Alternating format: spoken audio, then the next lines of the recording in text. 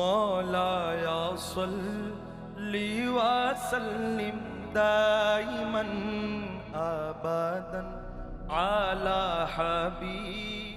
السلام عليكم ورحمة الله تعالى وبركاته. إن الحمد لله والصلاة والسلام على رسول الأمين وعلى آله الطيبين الطاهرين وأزواجه المطهرين وأصحابه الكرام أما بعد. দূরের এবং কাছের দেশের এবং প্রবাসে যেখান থেকে আপনাদের সুপ্রিয় সাপ্তাহিক ইসলামিক অনুষ্ঠান শাহনশাহ জিয়াউল হক মেজভান্ডারি ট্রাস্ট কর্তৃক আয়োজিত আলোকধারা দেখছেন, সকলকে জানাচ্ছি আন্তরিক শুভেচ্ছা এবং মোবারকবাদ। আশা করছি সবাই ভালো আছেন এবং সুস্থ আছেন। প্রিয় দর্শক, প্রতি পর্বের ন্যায় আমরা আমাদের আজকের পর্বটিকেও তিনটি সেগমেন্টে সাজিয়েছি। প্রথম সেগমেন্টটি হচ্ছে ইসলামের বিভিন্ন বিষয় নিয়ে জানা অজানা এবং সাধারণ যে বিষয়গুলো রয়েছে সেগুলো নিয়ে আমরা কথা বলবো। দ্বিতীয় যে সেগমেন্টটি সেটি হচ্ছে তাসাউফ বিষয়ক আলোচনা। তৃতীয় সেগমেন্টটি হচ্ছে সুফি পরিচিতি। যথাক্রমে আজকে আমাদের প্রথম সেগমেন্টের যেই অত্যন্ত গুরুত্বপূর্ণ বিষয়টি নিয়ে আমরা আলোচনা করতে যাচ্ছি তা হচ্ছে লাইলাতু নিসফ মিন শাবানের মর্যাদা এবং তাৎপর্য। এবং আজকে এই বিষয়টির উপর আলোচনা করার জন্য আমাদের স্টুডিওতে আমন্ত্রিত অতিথি হিসেবে আজকের অতিথি রয়েছেন চট্টগ্রাম আগ্রাবাদ চৌমুহনী সৈয়দ হাসান আলী জামি মসজিদের সম্মানিত খতিব এবং বোয়ালখালী গোমদণ্ডী দরবার শরীফের সম্মানিত সজ্জাদানশীন সৈয়দ আহমদুল হক। আসসালামু আলাইকুম রহমতুল্লাহি তাআলা ওয়া বারাকাতুহু। ওয়ালাইকুম আসসালাম ওয়া রাহমাতুল্লাহি ওয়া বারাকাতুহু। প্রিয় দর্শক, আজকে আমরা যে বিষয় নিয়ে আলোচনা করতে যাচ্ছি তা হচ্ছে পবিত্র শবে বরাত, যেটিকে হাদিসের ভাষায় বলা হয়েছে লাইলাতু নিসফ মিন শাবান, এবং পবিত্র কোরআনের ভাষায় যেটিকে বলা হয়েছে লাইলাতু মুবারাকা। নাম যেটি হোক, এই রাতটি হচ্ছে মহিমান্বিত একটি রজনী, যে রজনীতে মহান আল্লাহ রাব্বুল আলামিন বান্দাকে ক্ষমা করবার জন্য প্রথম আসমানে নেমে এসে ডাকতে থাকেন। তো অবশ্যই এই রাতটি অত্যন্ত গুরুত্বপূর্ণ, অত্যন্ত মহিমান্বিত, অত্যন্ত মর্যাদাপূর্ণ, ফজিলতপূর্ণ এবং ইবাদত বন্দেগীর দাবি রাখে এই রাত্রি। সুতরাং আসুন আমরা আজকের এই শবে বরাতের রাতের কি ইবাদত রয়েছে, শবে বরাতের রাতকে আমরা কিভাবে কাটাবো, এটি আমরা আজকের আলোচক সৈয়দ আহমদুল হক মোহতারামের কাছ থেকে আমরা শুনব। মোহতারাম, পবিত্র লাইলাতুল বারাআহ বা শবে বরাত কিংবা নিসফ মিন শাবান আমরা যেটাই বলি, এই সম্পর্কে কোরআন হাদিসে আল্লাহ এবং তার রসুল কিভাবে গুরুত্ব দিয়েছেন, কি ফজিলত বলেছেন? ধন্যবাদ আপনাকে। পাশাপাশি ধন্যবাদ জানাই শাহনশাহ সৈয়দ জিয়াউল হক মেজভান্ডারি ট্রাস্ট এর অধীনে পরিচালিত ইসলামিক অনুষ্ঠান আলোকধারার সম্মানিত পরিচালককে, ট্রাস্টি মহোদয়কে। আসলে আজকে আপনি একটি গুরুত্বপূর্ণ বিষয় আজকে অবতারণা করেছেন। ইসলাম প্রকাশিত হওয়ার আজকে 1400 বছর পরেও আজকে আমরা এই যে লাইলাতুল বরাত যেটাকে আমরা বলি, এটা নিয়ে সমাজের বুকে একটি আমরা বিভিন্ন মিশ্র প্রতিক্রিয়া আমরা শুনতে পাই। অনেকে আমাদেরকে ফতোয়া দেন যে এই লাইলাতুল বরাত এটা আপনারা কোথায় পেয়েছেন, এটা কোরআনে নাই, হাদিসে নাই, এটা কোথাও খুঁজলে পাওয়া যায় না, চ্যালেঞ্জও করে। আমি বলি নাই, তবে নাই যেরকম সলাৎ এটি হচ্ছে আরবি শব্দ, কিন্তু আপনি যদি এখন দেখেন নামাজ হচ্ছে সব জায়গায় প্রচলিত। এই নামাজ শব্দটি যদি কোরআন হাদিসে কোথাও খুঁজে এটি পাওয়া যাবে না। আপনি যদি রোজা, এটা যদি আপনি কোরআন হাদিসের কোথাও খুঁজেন এটা পাওয়া যাবে না। কিন্তু রোজার একটা সোম বা সিয়াম, এই শব্দগুলা আপনি কোরআন এবং হাদিসের মধ্যে পাবেন। যার মধ্যে একটি হচ্ছে গিয়ে লাইলাতুল মুবারাকা, যেটাকে বলা হচ্ছে, যেটাকে আমরা শবে বরাত বলি, এটাকেই বলা হয় লাইলাতুল মুবারাকা, শবে বরাত। এবং এটি পবিত্র কোরআন এবং হাদিসে নববী দ্বারা এটা প্রমাণিত এবং এটা প্রসিদ্ধ এবং এটা পালনীয়, এটি গুরুত্বপূর্ণ, এটির তাৎপর্য অপরিসীম। যেমন পবিত্র কোরআন আল্লাহ পাক রব্বুল আলামিন আহকামুল হাকিমিন ঘোষণা করছেন, হামিম ওয়াল কিতাবিম মুবিন ইন্না আনজালনাহু ফি লাইলাতিন মুবারাকা। এই লাইলাতুল মুবারাকা দ্বারা এখানে কৌলের মধ্যে বিভিন্ন পার্থক্য থাকলেও তবে বাস বলেছেন যে এই লাইলাতুল মুবারাকা দ্বারা বোঝাচ্ছে শবে বরাত, যেটা আমরা শাবান মাসের আপনার 14 তারিখ দিবাগত রাত মিন নিসফি শাবান যেটাকে বলা হয় আমরা আদায় করে থাকি। এখন আসুন এই লাইলাতুল মুবারাকা এটার তাৎপর্য আমরা যদি হাদিস থেকে যদি বিশ্লেষণ করতে পারি, আম্মাজান আয়েশা সিদ্দিকা রাদিয়াল্লাহু তাআলা আনহা থেকে একটি হাদিস মারভি রয়েছে, রাওয়ায়াত রয়েছে, বলতেছেন যেন ফাকালা ইন্নাল্লাহ তাআলা ইয়ানজিলু লাইলাতুন নিসফি মিন শাবান ইলাস সামাই দুনিয়া ফায়াগফিরু লিআকসারি আদাদিল শাইরিল গানামিল কলব। এই রাত্রিবেলা লাইলাতুল মুবারাকার এই রাত্রে আল্লাহ পাক জমিনের অতি নিকটবর্তী বলতে বোঝাচ্ছেন জমিনের অতি নিকটবর্তী নয়, বন্দার অতি নিকটতম হয়ে যায়। আল্লাহ তো সবসময় বন্দার কাছে থাকেন, তবে ওই দিন একটা স্পেশাল আল্লাহ পাক একটা সুযোগ দিয়ে থাকেন আল্লাহ রাব্বুল আলামিনের একটা বিশেষ অনুগ্রহ কাজ করে সেদিন। কাজ করে। যেমন জি। ধরেন আপনি যদি বিজয় দিবসের দিন দেখবেন যে আপনি আর্মি যতগুলো হেডকোয়ার্টার আছে তারা তাদের এই যেগুলো অস্ত্র আছে এগুলো দেখার জন্য সাধারণ মানুষকে একটা সুযোগ করে দিচ্ছে, যেটা অন্য দিনে দেখার কোনো সুযোগ থাকে না। তো আল্লাহ পাক রব্বুল আলামিন কিছু রাত্রিগুলাকে আল্লাহ বন্দার সাথে আল্লাহর সাথে সম্পর্ক হওয়ার জন্য আল্লাহ পাক কিছু রাতকে নির্ধারিত করেছেন। এই রাতের মধ্যে একটি রাত হলো আপনার লাইলাতুল মুবারাকা, যেটাকে বলা হচ্ছে শবে বরাত, এবং আল্লাহর সাথে বান্দার কানেকশন করার এটি একটি মাধ্যম। এবং বলতেছে এই রাত্রিবেলায় বনি কালব গোত্রের যতগুলা ছাগল রয়েছে এবং ছাগলের গায়ে যত পরিমাণ পশম রয়েছে, এখানে বনি কালব বলার কারণ আছে, কারণ তৎকালীন সময়ের মধ্যে সবচাইতে বেশি ছাগল বা বকরি ছিল বনি কালব গোত্রের। এই বনি কালব গোত্রের যতগুলা ছাগল তার কাছ গায়ের মধ্যে যতগুলা পশম আছে, এই পরিমাণ উম্মতে মুহাম্মদের গুনাহ আল্লাহ পাক এই রাত্রিতে মাফ করে দেন। তো আমি আপনার কাছে এই পর্যায়ে আরেকটা জিনিস জিজ্ঞেস করতে চাই যে এই রাত্রিতে আমাদের আমলগুলো কি হবে এবং কিভাবে আমরা রাত্রিকে গুজরান করব। এই বিষয়ে যদি বলতে হয়, মাওলা আলী মুশকিল কুশা কাররামাল্লাহু ওয়াজহাহু তার থেকে একটি হাদিস মারভি রয়েছে, ইন কানাত লাইলাতুন নিসফি মিন শাআবান কুমু লাইলাহা ওয়া সুমু নাহারাহা। আমার মাওলা আলী কাররামাল্লাহু ওয়াজহাহু থেকে যে হাদিসটা আমরা পাই, ওখান থেকে বোঝা যায় যে আমাদেরকে বলছেন তোমরা রাত্রিবেলা কিয়ামুল লাইল করো এবং তোমরা দিনের বেলায় রোজা রাখো। কারণ এই রাত্রির কিয়ামুল লাইলের একটি মর্যাদা রয়েছে, মর্তবা রয়েছে, এবং দিনের বেলায় রোজার একটি মর্তবা এবং মর্যাদা রয়েছে, যেটা হাদিস থেকে পাওয়া যায়। এই রাত্রি এইটার পাশাপাশি আমরা করতে পারি, এক নাম্বার হচ্ছে গিয়ে কোরআন তেলাওয়াত। আচ্ছা, কিয়ামুল লাইল যে বললেন, কিয়ামুল লাইল জিনিসটা কি? কিয়ামুল লাইল অর্থ হচ্ছে গিয়ে রাত্রির এই আপনার 3 ভাগের 1 ভাগ বা 2 ভাগ অতিক্রম হওয়ার পরে জি। রাত্রিতে উঠে 8 রাকাত, 10 রাকাত, 12 রাকাত এই ধরনের কিছু নফলি ইবাদত রয়েছে, যেগুলোর মাধ্যমে আবদিয়া তাকাররাবু ইলাইয়া বিন নওয়াফিলে, নফল ইবাদতের মাধ্যমে নফল নামাজ। আল্লাহর করিব জি। হওয়া যায়। এই আল্লাহর করিব হওয়ার জন্য কিছু নামাজ, কিছু ইবাদত, এবং এই রাত্রির ইবাদতগুলোকে আল্লাহ বেশি পছন্দ করেন। আল্লাহ বেশি এটাকে আল্লাহর করিব হওয়ার জন্য একটি জরিয়া করেছেন আমাদের জন্য। তো এই রাত্রিতে আমরা কিয়ামুল লাইল করতে পারি। আপনার চাইলে কেউ যদি চায় 8 রাকাত, 10 রাকাত, 12 রাকাত, চাইলে আরও বেশি, অনেকে 100 রাকাতও নামাজ আদায় করেন এই রাত্রিবেলায়। জি। এবং এই রাত্রিবেলায় অনেকে দেখা যায় যে অনেক সারা রাত কিয়ামুল লাইলের মধ্যে কাটায়। অনেকে দেখা যায় যে সূরা ফাতিহার সাথে আপনার সূরা ইখলাস 100 বারও পড়েন। আচ্ছা, অন্যান্য এই সূরা আমল মিলিয়ে ছাড়া আর পড়েন। কি কি আমল করা যায়? এর মধ্যে রয়েছে তেলাওয়াতে কোরআন। জি। কারণ কোরআনের প্রতিটি অক্ষরের এত মর্যাদা, একটি অক্ষর যেমন আলহামদু, এখানে 5টি আপনার এই হুরুফ রয়েছে। এই আলহামদু শব্দটা বললে 1 হুরুফের বিনিময়ে 10টি করে নেকি। তাহলে এই রাত্রিবেলায় এর মধ্যে একটি কাজ করা যায়, সেটা হচ্ছে আল্লাহর কোরআন তেলাওয়াত করা। তেলাওয়াত করা। আল্লাহর কোরআন এটি হচ্ছে গিয়ে আল্লাহর সাথে কথা বলার জন্য আল্লাহ পাক কিছু আমাদেরকে মাধ্যম দিয়েছেন। কেউ যদি আল্লাহর কথা শুনতে চায় সে যেন কোরআন তেলাওয়াত করে, আর কেউ যদি আল্লাহর সাথে কথা বলতে চায় সে যেন কিয়ামুল লাইল অর্থাৎ নামাজে দাঁড়িয়ে পড়ে। এর মধ্যে একটি হলো কোরআন তেলাওয়াত করা, এর মধ্যে হচ্ছে গিয়ে আরেকটি হচ্ছে জিকির করা, ওয়াজকুরুল্লাহ যিকরান কাসীরা। আমরা যেটি বিভিন্ন সোর্স থেকে পাই হাদিস জি এবং জি ফিকহের, সেটা হচ্ছে যে কোরআন তেলাওয়াত, নামাজ, তারপরে জিকির আজকার, এছাড়াও এই রাত্রে কিন্তু আসলে বাবা মার কবর জিয়ারত করা, জি, এটা তো ওলি আমি আউলিয়া কিরামের জি জি মাজার জি জিয়ারত করা। এটাতে আসতেছি। জি। তো এর মধ্যে রয়েছে যে আমাদের অধিক পরিমাণ আল্লাহ জিকির করা জি। এই রাত্রিতে। এরপরে আরেকটি ফজিলতপূর্ণ কাজ হচ্ছে গিয়ে যে আপনি অধিক পরিমাণে দরুদ শরীফ পড়বেন দুরূদ শরীফ পড়া। জি। এবং এই রাত্রে আল্লাহর কাছে বেশি বেশি তওবা করা। বিরাত পড়া, কিয়াম করা, হ্যাঁ, তওবা এরপরে করা। যেহেতু এই রাত্রিবেলা আম্মা জান আয়েশা সিদ্দিকা রাদিয়াল্লাহু তাআলা আনহা থেকে মারভি রয়েছেন যে এই রাত্রে তিনি রাসূল পাককে বিছানায় খুঁজে পান নাই। সুবহানাল্লাহ। যখন খুঁজে পান নাই, রাসূল পাক সাল্লাল্লাহু আলাইহি ওয়াসাল্লামকে খুঁজে না পাওয়ার কারণে তিনি তালাশ করতে বের হলেন এবং দেখলেন যে রাসূল পাক সাল্লাল্লাহু আলাইহি সাল্লাম তিনি জান্নাতুল বাকির মধ্যে তিনি হাত উত্তোলন করে দোয়া করছেন। যারা সেখানে সাহাবায়ে কেরামগণ, যারা আল্লাহর মুকাররবিনগণ শুয়ে রয়েছেন, এবং আম্মা জান আয়েশা সিদ্দিকা সেখান থেকে পিছন থেকে তিনি প্রত্যাবর্তন করলেন। কিন্তু রাসূল পাক সাল্লাল্লাহু আলাইহি ওয়াসাল্লামের নবুয়তের চোখের মধ্যে সামনে যেরকম ধরা পড়ে পিছনেও সেরকম ধরা পড়ে। আচ্ছা, আমরা এই ঘটনা জানি, তো আমরা এই পর্যায়ে আমরা আমাদের পরের যে সেগমেন্ট রয়েছে সেই সেগমেন্টে আমরা চলে যাচ্ছি।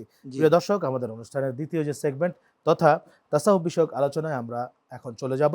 আজকের তাসাউফ বিষয়ক আলোচনায় আমরা যে বিষয়টি নিয়ে আলোচনা করতে যাচ্ছি তা হচ্ছে তাওয়াক্কুল এবং রিয়ার যে ধারণা সেটি। مولاي صل وسلم دائما তাসাউফের ভিতরে তাসাউফের যে টিচিং রয়েছে, যে শিক্ষা রয়েছে, তার ভিতরে আমরা জানি যে মহান আল্লাহ রাব্বুল আলামিনের উপরে নিরঙ্কুশভাবে ধৈর্য ধারণ করা, তার উপরে ভরসা করা, এটিকে আমরা তাওয়াক্কুল হিসেবে জানি। এবং রিয়া এটি হচ্ছে ইবাদতের ভিতরে সবচেয়ে বড় একটা গুনাহ এবং সবচেয়ে বড় একটা গলতি যেটাকে বলা হয়ে থাকে। তো এই দুটো বিষয়ে একটু আমাদেরকে বলবেন।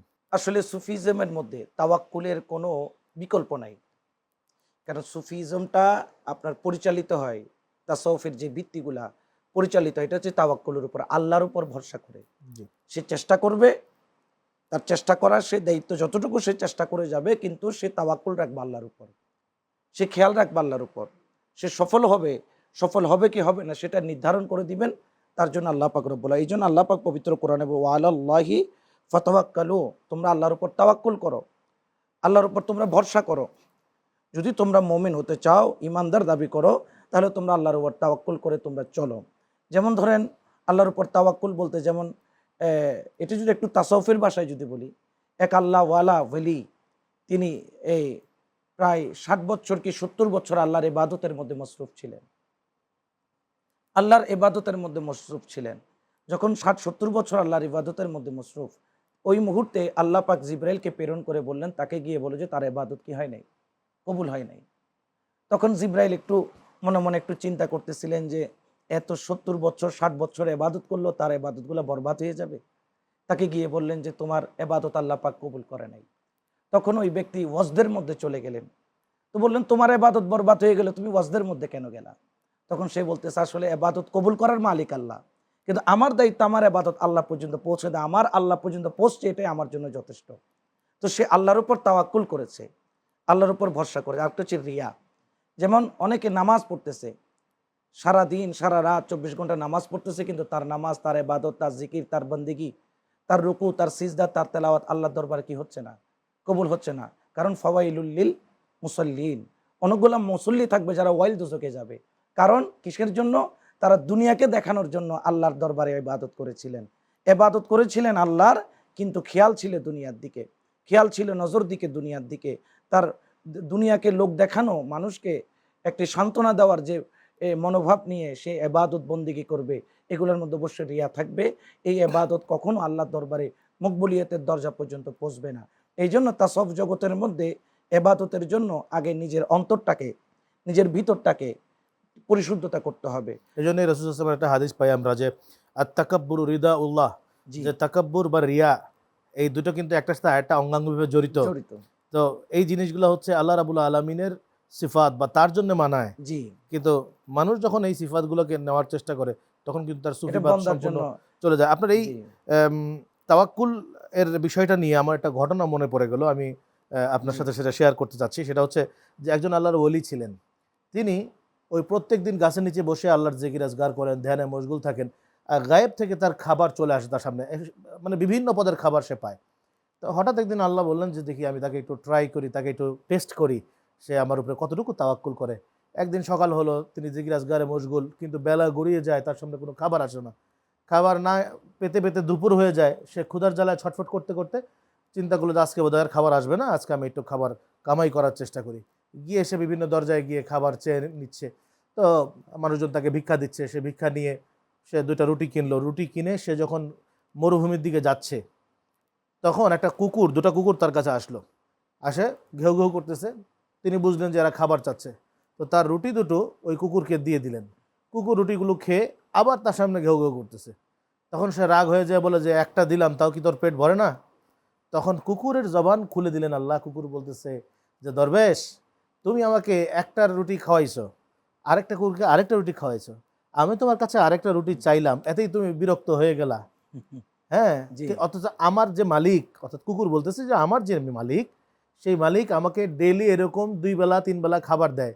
কোনোদিন যদি আমাকে খাবার নাও দেয় আমি তাকে বিরক্ত করি না, কিন্তু আমি আজকে এই মরুভূমিতে হারিয়ে গেছি বিধায় আমি তোমার কাছে খাবার চেয়েছি। সুবহানাল্লাহ। তখন ওই আল্লাহর ওলির দিশা ফিরল, সে সাথে সাথে তওবা করে দৌড়ে গিয়ে সেই গাছের নিচে আবার বসে গেলেন। বসে গিয়ে বললেন যে আল্লাহ, আমি ভুল করেছি, আমি তোমার উপরে যে তাওয়াক্কুল ছিল সেই তাওয়াক্কুল থেকে আমি পিছিয়ে চলে এসেছি। তাসাউফের এই এই জগতের মধ্যে তাওয়াক্কুলের কোনো বিকল্প, যেমন মাহবুব ইলাহি নিজামুদ্দিন আউলিয়া, তিনি যখন একটু বৃদ্ধ হয়ে গেলেন, লাঠির উপর ভর দিয়ে হাঁটতেছিলেন, হঠাৎ করে একদিন লাঠিটা ছুঁড়ে ফেলে দিলেন। ফেলে দেওয়ার পরে ওনার এক খাদেম এসে জিজ্ঞেস করলেন, হুজুর আপনি লাঠি ফেলে দিলেন কেন? বলছেন, আমার মনে মনে ধারণা হচ্ছিল যে আমি লাঠির উপর ভরসা করছি, আমার ভরসা করতে হবে আল্লাহর উপর, আল্লাহ জাল্লা শানুহুর উপর আমার ভরসা থাকতে হবে। এই জন্য আমি আল্লাহকে বলতেছি, আল্লাহ আমি লাঠির উপর ভরসা করছি না, আমি তোমার উপরই ভরসা এই জন্য করছি। আল্লাহ বলেছেন ওয়া মান ইয়াতাওয়াক্কাল আলাল্লাহ ফাহুয়া হাসবুহ, জি, যিনি আল্লাহর উপর ভরসা করবেন আসলে আল্লাহ রাব্বুল আলামিন তার জন্য কিন্তু। আচ্ছা, আমি যথেষ্ট আরেকটা হয়ে বিষয় যাবে। আপনার কাছে জানতে চাবো, জি, সেটা হচ্ছে রিয়া সম্পর্কে। রিয়া কি শুধুমাত্র ইবাদতের ক্ষেত্রেই হয়, আর অন্য কোনো কিছুর ক্ষেত্রে কি রিয়া হতে পারে কিনা? অনেক ক্ষেত্রে রিয়া হতে পারে। জি। রিয়াটা অনেক ক্ষেত্রে আসতে পারে। তবে তাসাউফের যেই পরিধি, এই তাসাউফের পরিধির মধ্যে রিয়া শব্দটা থাকলে, রিয়া জিনিসটাই থাকলে সে আল্লাহর মুকাররবিন হতে পারবে না, আল্লাহর করিব যেতে পারবে না, আল্লাহর নিকটবর্তী হতে পারবে না।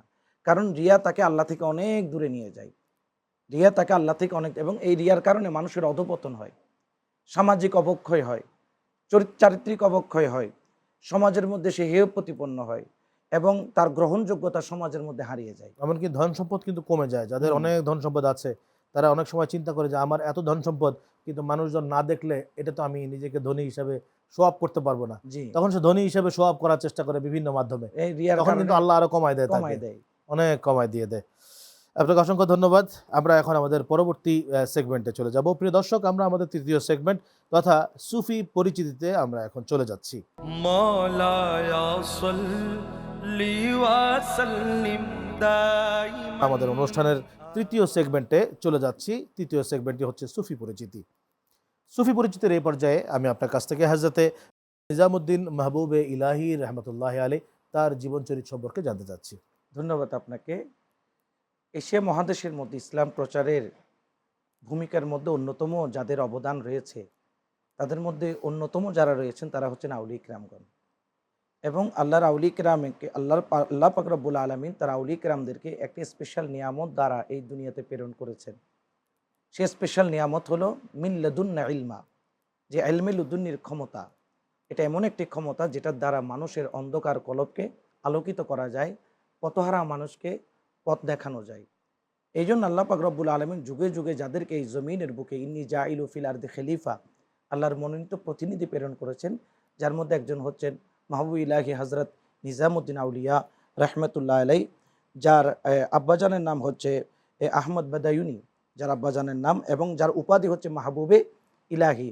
এবং ওনার জন্ম হচ্ছে আপনার 1238 খ্রিস্টাব্দে উনি জন্মগ্রহণ করেছেন, এবং উনি ইন্তেকাল করেছেন 1325 খ্রিস্টাব্দে। এবং ওনার মাজার, যেটি এখন সমাধি রয়েছে, এই মাজারটি নির্মাণ করা হয়েছে আপনার 1562 সালে। এটি মোগল সাম্রাজ্যের সময় ওনার এই সমাধিটি নির্মাণ করা হয়েছে। এখন মাহবুব ইলাহি নিজামুদ্দিন আউলিয়া তিনি কিন্তু অল্প বয়সে ওনার আব্বাজানকে হারিয়েছিলেন। অল্প বয়সে হারানোর পরেও কিন্তু উনি হিম্মত ছাড়েন নাই। ওনার আম্মা, একটা সবচেয়ে বড় বিষয় হলো অধিকাংশ আউলিয়া কেরামের এই যে তাসাউফ তরিকতের জগতে বা আল্লাহর করিব হওয়ার ক্ষেত্রে, যে আল্লাহর করিব হওয়ার ক্ষেত্রে সবচেয়ে পিছনে যিনি সবচেয়ে বেশি সাপোর্ট দিয়ে গেছেন, অধিকাংশ ক্ষেত্রে হচ্ছে আম্মা, মা জননী, ওনার আম্মাজানের পরিশ্রম এবং ওনার আম্মাজানের খেয়াল এবং ওনার আম্মাজানের দোয়া, আল্লাহ ওনাকে এত করিব আল্লাহর এত করিব হয়েছেন যে উনি যুগশ্রেষ্ঠ শুধু একজন আলেম নয়, উনি যুগশ্রেষ্ঠ একজন আল্লাহর ওলিতে রূপান্তরিত হয়েছেন। এবং উনি 20 বছর বয়সে, তার বয়স যখন 20 বছর বয়স, তখন তিনি হজরত শৈশবকালে খাজা ফরিদউদ্দিন গঞ্জে শেখর রহমতুল্লাহ আলের কাছে তিনি দস্তে বায়াত গ্রহণ করেছেন, যে বায়াতের সিলসিলা এখন পর্যন্ত এই উপমহাদেশে নয়, সারা বিশ্বের মধ্যে বিভিন্ন তরিকত তাসাউফের মধ্যে ছড়িয়ে আছে। এবং তিনি চিশতিয়া তরিকার জন্য এক অনন্য অবদান, যেটা এখনো দিল্লির নিজামুদ্দিন বলে এক নামে পরিচিত, সেখান থেকে বসে তিনি ইসলামের আলোকবর্তিকে এমনভাবে ছড়িয়ে দিয়েছেন খানকা থেকে বসে। আসলে ইসলাম প্রচারের দুটি ক্ষেত্র আছে, একটি হচ্ছে খানেকা, একটি হচ্ছে মসজিদ। মসজিদটাও আল্লাহর ঘর, খানেকাটাও আল্লাহর ঘর। মসজিদের একজন ইমাম আছেন, খানেকারও একজন ইমাম আছেন। মসজিদের ইমামকে আমরা খতিব বলি, খানেকার ইমাম হচ্ছেন যারা আউলিয়া কেরামগণ। এই খানেকা থেকে মাহবুব ইলাহি নিজামুদ্দিন আউলিয়া যে ইসলামের প্রচারের খেদমত করেছেন, যেটা আপনার সারা বিশ্বের বুকে ওনার এই নাম, সারা বিশ্বের বুকে ওনাকে না দেখলেও মানুষ এক নামে এখন ওনাকে চিনে। এবং উনি ইসলাম প্রচারের ক্ষেত্রে এত কৌশলী ভূমিকা পালন করেছেন, তিনি উনি দিল্লির বুকের মধ্যে ছিলেন, কিন্তু ওনার কখনো ওই যে আপনার শাহী যেই লেবাস বা শাহী যেই আপনার যে আন্দাজে চলা, উনি চলতেন সাধারণ বেশে। এবং বড় বড় সুলতান যারা ছিলেন তৎকালীন সময়ে, বাদশাহ যারা ছিলেন, তারা চাইতেন তার করিব হওয়ার জন্য, কিন্তু তিনি তার দুনিয়ার বাদশাকে তার করিব করেন নাই। তিনি করিব করেছেন একমাত্র ওই বাদশাহ যার নাম হচ্ছে লা ইলাহা ইল্লাল্লাহ। এবং ওই বাদশার বাদশাহীর নিচে থেকে তিনি ইসলামের খেদমত করে গিয়েছেন। যেমন তিনি যখন শেষ বয়সে ওনার একটি দুরারোগ্য রোগ হয়েছিল, উনি মাঝে মধ্যে বেহুশ হয়ে পড়ে যেতেন। যখন বেহুশ হয়ে পড়ে যেতেন তো ওনাকে সবাই বললেন যে ওই সময়ের একজন আপনার কাফের ছিল, যে কিনা যার কাছে গেলে যে কোনো রোগ ভালো হয়ে যেত। তো ওনার ভক্ত মুরিদরা কষ্ট পাচ্ছেন, বলছে হুজুর আপনাকে অমুক জায়গায় নিয়ে যাই, ওনার দোয়া আল্লাহ কবুল করেন, ওনার ফরিয়াত আল্লাহ কবুল করেন। তো উনি বলছেন না, আমি ওখানে যাব না, যেটা আল্লাহ পাক আমার জন্য দিয়েছেন এটাই যথেষ্ট। মাহবুবুল্লাহি নিজামুদ্দিন আউলিয়া রহমতুল্লাহ আলাই যখন একদিন বেহুশ হয়ে গেলেন, দীর্ঘক্ষণ ওনার হুঁশ আসতেছে না, কিছু ভক্ত ওনাকে নিয়ে গেলেন ওই জায়গায়। উনি কি জানি পড়লেন, মাহবুবুল্লাহি নিজামুদ্দিন আউলিয়া হুঁশের মধ্যে আসলেন, দেখলেন যে উনি এই জায়গায়। তো বললেন আমাকে কেন আনলা? বলছে হুজুর আমরা আপনার কষ্ট সহ্য করতে না পেরে এখানে এনেছি। তো ওই যিনি কাফের ছিল, পণ্ডিত ছিল, তার সামনে মাহবুবুল্লাহি নিজামুদ্দিন আউলিয়া তখন বললো তুমি এই যে এই জ্ঞান তুমি কিভাবে পেলা? ও যে আমি আমার নফসের বিপরীত চলি। নফস যেটা বলে, আমি আমার গুরু থেকে শিক্ষা নিয়েছি আমার নফসের বিপরীত চলা। নফসের বিপরীত চলাই হচ্ছে আমার শিক্ষা। আমি সবসময়, আমার গুরু আমাকে বলেছেন তুমি নফসের বিপরীত চলবা। তখন মাহবুবুল্লাহি নিজামুদ্দিন আউলিয়া বললেন আমি তোমাকে কলমার দাওয়াত দিচ্ছি, এখন তোমার মন কি বলে? ও যে আমার মন বলতেছে এই কলমা আমি কবুল করব না। বললেন তাহলে তুমি তোমার গুরুর কথা খেয়াল করো, যিনি বলছেন নফসের বিপরীত চলতে, তোমার নফস বলছেন তুমি কলমা পড়িও না, তাহলে তুমি এখন নফসের বিপরীত চলো, কলমা পড়ে নাও। ইনার এই নুরানি জবানের এই বয়ান খুতবা, আসলে ওনাদের জবানের সাথে আল্লাহর একটা নূর হিদায়ত থাকে, কারণ তারা কিন্তু তাদের কলবটা জাগ্রত। আওয়ামান কানা মাইতান ফাআহইয়ানাহু ওয়া জাআলনা লাহু নূরান ইয়ামশি বিহি ফিন্নাস। আল্লাহ পাক তাদেরকে স্পেশাল একটা নূর দান করেছেন। ওই নূরের প্রভাব এত বিস্তারিত, এত প্রভাবিত যে আপনার এদের কাছে একটা ভেলায়েতের একটা বন্দুক আছে। এই ভেলায়েতের বন্দুক দিয়ে মানুষ মরে না, এই ভেলায়েতের বন্দুক দিয়ে নজর করলে মরা কলব জিন্দা হয়। এবং এই ভেলায়েতের বন্দুক দিয়ে যখন ওই একজন পণ্ডিতের দিকে নজর করলেন, ওই পণ্ডিত মেনে নিতে বাধ্য হলো লা ইলাহা ইল্লাল্লাহু মুহাম্মাদুর রাসূলুল্লাহ সাল্লাল্লাহু আলাইহি ওয়াসাল্লাম। আপনাকে অসংখ্য ধন্যবাদ আমাদের আজকের এই অনুষ্ঠানে অত্যন্ত সুন্দর আলোচনা করার জন্য। প্রিয় দর্শক, আমরা এতক্ষণ যাবৎ সৈয়দ আহমদুল হক মোহতারামের কাছ থেকে বিশেষ করে পবিত্র লাইলাতুল নিসফ মিন শাবান তথা শবে বরাত সম্পর্কে দালিলিক আলোচনা শুনলাম। এগুলোর আমল এবং এর ফজিলত সম্পর্কে তিনি অত্যন্ত সুন্দর করে বললেন, এবং তার সাথে সাথে তাসাউফ বিষয়ক আলোচনা, বিশেষ করে তাওয়াক্কুল, আল্লাহর উপরে ভরসা এবং লোক দেখানো অর্থাৎ রিয়া মুক্ত ইবাদতের ব্যাপারে তিনি আহ্বান জানিয়েছেন। তার সাথে সাথে হযরতে খাজা নিজামুদ্দিন আউলিয়া রহমতুল্লাহ আলাইহির জীবনের উপরে কিছু আলোকপাত তিনি করেছেন। আল্লাহ রাব্বুল আলামিন যেন আমাদের প্রত্যেককে এই শবে বরাতকে যথাযথভাবে গাম্ভীর্যের সাথে ইবাদতের মাধ্যমে, বিভিন্ন রকমভাবে জিকির আজকারের মাধ্যমে গুজরান করার তৌফিক আল্লাহ আমাদের সকলকে দান করুন, আমিন। ভালো থাকবেন সেই কামনায়। আসসালামু আলাইকুম ওয়া রাহমাতুল্লাহি ওয়া বারাকাতুহু। মুহাম্মাদুন সাইয়্যিদুল কাওনাইন ওয়া সাকালান ওয়াল ফারিকাইন মিন উরবি ওয়া মিন আজম।